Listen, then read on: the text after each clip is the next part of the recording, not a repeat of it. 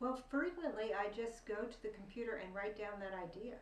I keep files that are titled things like ideas, documents, whatever. And I often record ideas in my handwritten diary. I keep that handwritten diary where I can always find it in my office, and I'll pick it up and jot down an idea at any time.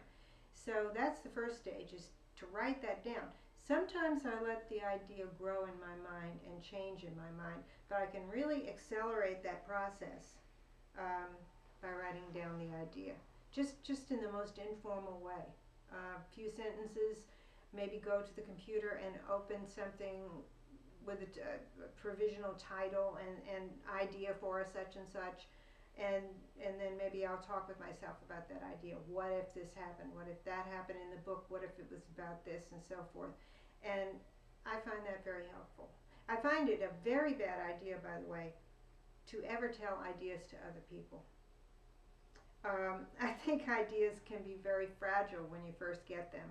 And if you rush up to somebody and say, well, I had a great idea today for a novel, I want it to be about this, you'll get some pretty goofy answers like, well, Anne, I think maybe that one should wind up in the wastepaper basket, or that's not one of your better ideas. Don't tell your ideas to other people. Protect your ideas. Protect them like they're candle flames. Don't let someone else blow them out.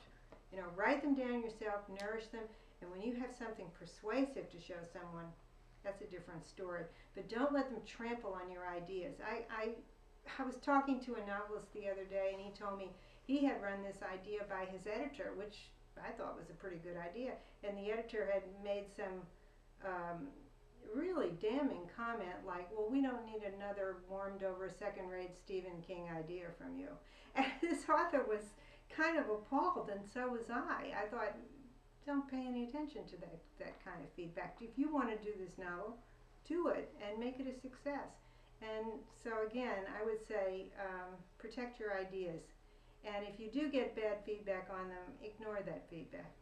Ignore criticism as much as you possibly can whenever it comes.